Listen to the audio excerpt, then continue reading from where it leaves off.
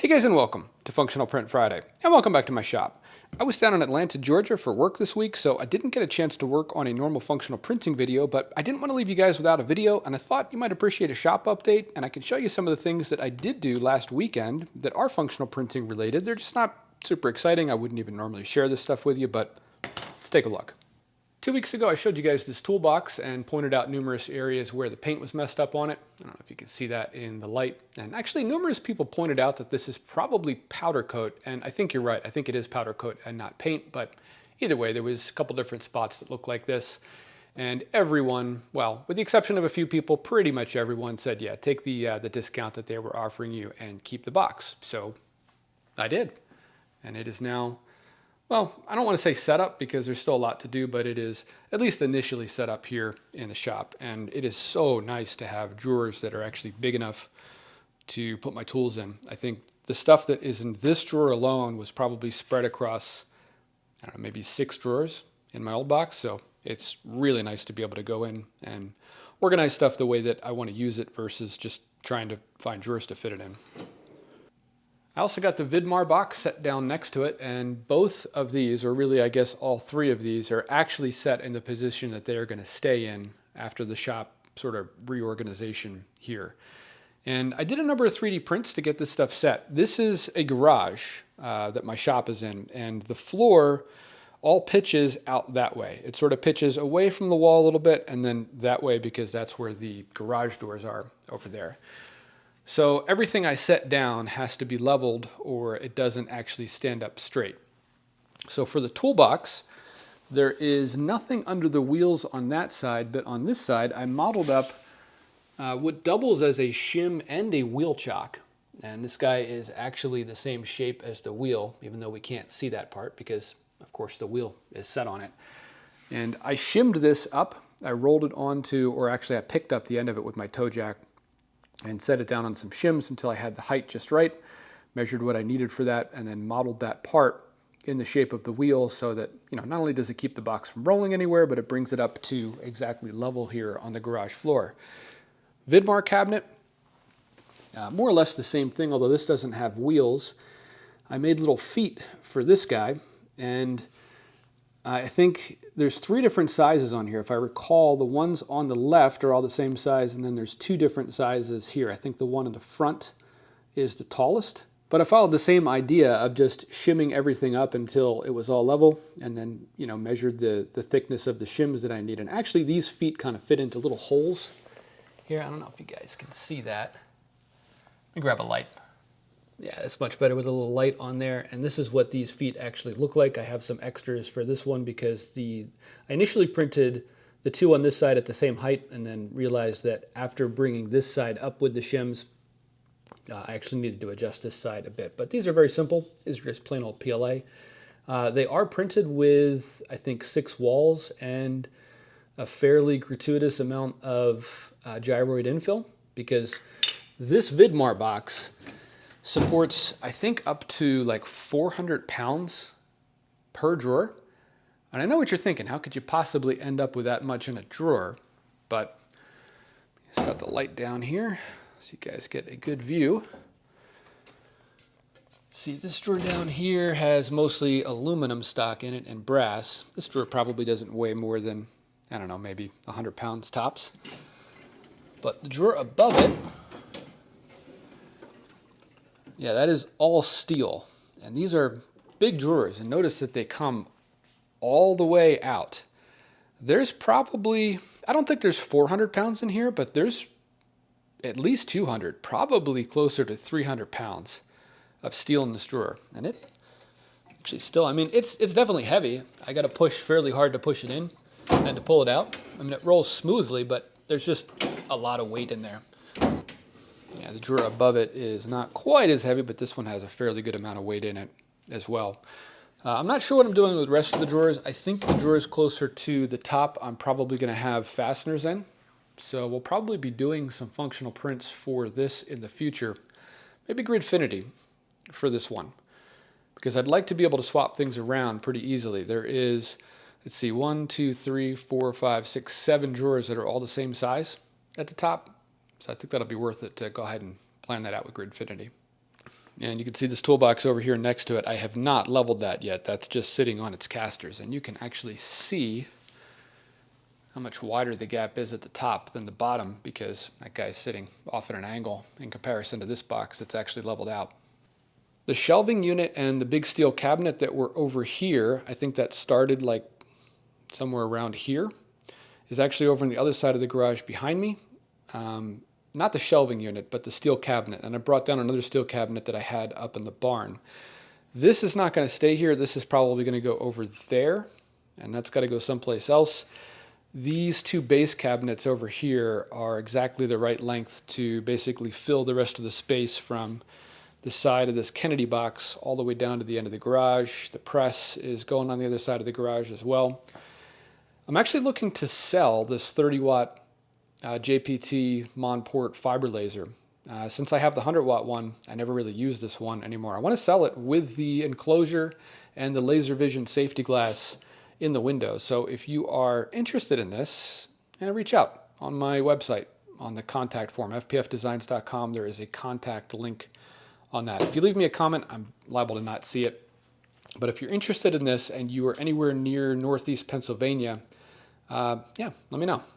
The PM1440 GT lathe is going to be sliding down that direction, occupying pretty much the same space as this base cabinet here. So sort of these first two sections, it's going to be roughly in that spot. And I'm still planning on keeping that whole corner down there free for a new machine that I'm hoping to bring in. I often get asked why I have two lathes in the garage. Like, why do I need the small one if I have that big one? And really, it's kind of convenience and somewhat safety. I pretty much always keep an ER collet chuck in this one because I tend to work on smaller stuff in this lathe. And if you imagine this spinning at 1,000 RPMs, there's not a whole lot of surfaces there to grab a hole to use. So, I mean, not that I would want to hit this while it's spinning, but it's a lot safer to use, particularly for smaller items where you tend to want to get closer to the workpiece. So I pretty much just have a collet chuck permanently attached to this one. Yeah, I don't like to get close to the spinning chuck jaws working on small things on this lathe if I can avoid it. One thing I do really like about this lathe though is the foot brake. Not only does this mechanically stop the spindle, but it also cuts power to the spindle. Yeah, this machine, to stop the spindle, you've got to hit the button up here. There's no other way to stop it. Well, I guess there's an emergency stop up here, but if you're standing at the machine and there's a problem and you want to stop the spindle, you basically have to reach over the spindle for either the emergency stop or the stop. And the emergency stop doesn't actually stop the spindle any faster. This might be a future functional print. I'm thinking about moving that control, the on-off control, over to like over here, because then you could reach over with your right hand or even your left without reaching anywhere near the spindle to turn it off. Let me know what you guys think in the comments. Just in case you were impressed with how organized things look, given that the shop is in the middle of everything moving around, yeah, there's the mess. There's all of the stuff that I have moved that I just don't know where it is going yet. I moved the cabinets over here because this is space that I already need to keep open anyway. Like, if you have a cabinet someplace, you need room for the doors to swing. And even though the car in here is reasonably close to this cabinet, it's actually a little bit further than it usually is, there's still plenty of room for this door to swing. So don't waste space in your shop for access to a cabinet if you can move the cabinet to someplace that you already need to keep open, because in this case it is a walkway. And if I step back here, you can kind of see what I'm trying to do with these cabinets. It basically kind of squares off that portion of the shop in an L. This cabinet here is 4 feet wide. This cabinet is actually 5 feet wide. And I don't have everything exactly where I want it in these yet. Kind of got to start. The shelf with oil for oil changes and this stuff up here is probably going to stay. Don't know about this stuff down here. A lot of this stuff just got shoved in here temporarily as I kind of find a new place for everything. And same thing for this cabinet. There is PLA shims under all 4 corners to bring everything level. And here's what that L on those cabinets looks like from the back. So this is 4 feet wide here, and then this is 3 feet wide here, because this cabinet is, actually both these cabinets are 2 feet deep, and this one being 5 feet wide, this is 3 feet here. So that's still a pretty good amount of space. And I'm not entirely sure how I'm going to use this part of the shop yet. I'm probably going to get rid of this workbench. all it's ever really been good for is collecting junk that I want to work on and just haven't gotten to yet. I think I've used it as a workbench maybe once. So I think that's going to get pulled out, and that creates a bunch of space back here as well. That's actually quite deep. That's probably 4.5, 5 feet deep. Thinking about maybe having a small welding bench back there, because this is, that wall there, I could cut a hole in that and put a, like an exhaust fan in.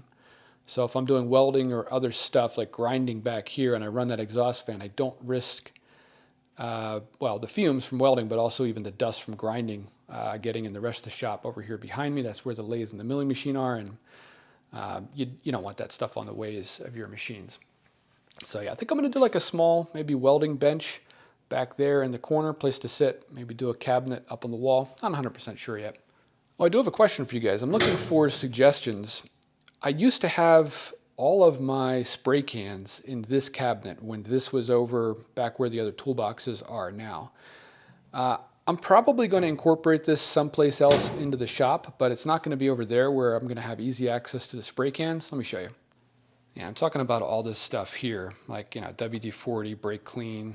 There's other synthetic lubricants and such over here. I don't know what to do with this stuff. I want easy access to it. Like, I could put it in that metal cabinet over there, but then I'm walking across the shop for it. Maybe I just need to pick like the half dozen or so that I use commonly, and maybe we can even like design something that they slide into that would go on the side of the cabinet over here on this side of the shop, and then put all the other ones that I don't use that frequently in that cabinet with the oil and such. I don't know, how do you guys store this stuff? Like, how do you have easy access to your spray cans like this? If I stand back over here, you can get kind of a better idea of what this whole side of the shop looks like over here now. I really, really do like the orange box on the gray bottom. I am so happy that I ended up keeping that one versus swapping out for another color. And I mean, it was never really an option to wait for a full month for another one of those to come in. But curious to hear what you guys think. I still haven't really seen anyone else do like a combination of colors. People always, you know, stack the same color on top. I really like the two-tone look, particularly the orange on the gray. I also moved everything in here by myself. Now, I do have some tools that most people probably don't have. This is normally up in my barn. I picked this up used on Facebook Marketplace. These pallet jacks are actually not that expensive if you're patient. You just wait to find one used. But you're probably wondering how I got things up onto the pallet jack. And I used a combination of things, some of which were fairly new tools to me over the last couple of years. And I was excited when people shared them with me and I saw them. So let me grab them. I'll show you the other things that I used to actually move all this equipment around with zero help, just by myself. So if the piece of equipment I'm trying to move is all the way right down on the floor, I'll usually start with a nice long pry bar. This is a nice one from Tecton. I'll link this down in the description of the video. And this is a small proto one that I picked up at an estate sale at some point. And then once I've got the object off the floor, I'll slip this guy under it. And I wish I could remember where I saw this. It says 300 pounds on it. I've definitely pushed it beyond 300 pounds, but this thing is incredibly slim. It's like, I don't know, maybe 2 millimeters thick. And you get it underneath something, and then you pump it up with this, and it actually lifts it up off the floor and lets you get some blocks underneath of it. So this will get something up high enough off the floor for me to put blocks under it, and then I grab my toe jack.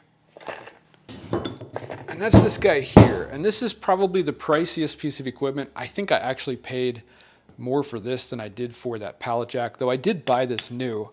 If you're not familiar with a toe jack, it's similar to a regular bottle jack, except it's got this sort of S-shaped piece on the side that comes down to this foot. So if you can slip this thickness, which is, I don't know, let me measure it. 7 millimeters. So if you can get something 7 millimeters off the floor and you can slip this under it, as long as it weighs less than 2.5 tons, this will lift it. And don't skimp on one of these. I think I saw this one on A-Bomb79's channel years ago, and I put one in my cart, and it was pricey enough that I really didn't want to buy it. And I looked at other import ones that were cheaper. I ultimately ended up getting this one, and I'm really glad I did. It's got a swivel on the side here for the jack handle, and it's well made. Like, there's no part of it that sort of leaves you wondering if the thing you're trying to lift is going to fall down on you while you're doing it. I'll put a link to this in the description. This also really comes in handy. I use this a couple of times shifting stuff around. This is a small scissor jack, and I made some notes here on the side. 1,100 pounds max. I think that's what the specifications for this guy say. I gotta be honest, I don't think this thing's really strong enough for 1,100 pounds, at least not at full extension. And then this is driven with a 7/8 or 22 millimeter socket from down on this end. And I usually drive this with my drill. Let me grab that.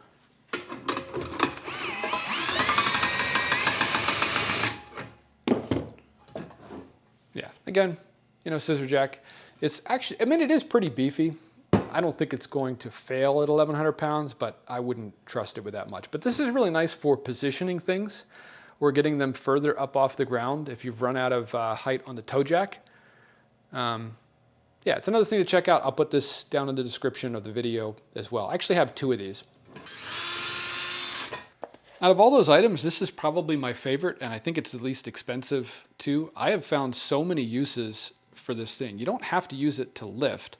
Like, even things that are really close together that I'm trying to separate that I just can't get leverage on, and or I don't want to damage them with a pry bar. Again, this thing's super slim, so you can slip it between things and then pump, and it's actually fairly controllable for releasing the air when you're either letting something down or, you know, letting things move back closer to each other. So yeah, a bit of a weird video this week, but I figured at least some of you would probably enjoy getting kind of an update on how things are going with the shop move, and we should be back to our regularly scheduled programming next week. Guys, I really appreciate you hanging out here in the shop with me this week, and special thanks to the patrons that make the content on this channel possible. Really appreciate you guys. Appreciate everyone watching the videos, but it's really the patrons that allow me to keep this channel from turning into just another one of those channels that has a 5-minute ad spot every video. I really don't want to talk about VPNs. So really appreciate you guys supporting me and supporting the channel. And if this is your first time here, we usually do functional printing videos. So if you like that sort of thing, check out some of the other videos on the channel. If you like what you see, hit that subscribe button. And guys, if you do, I'll see you next Friday.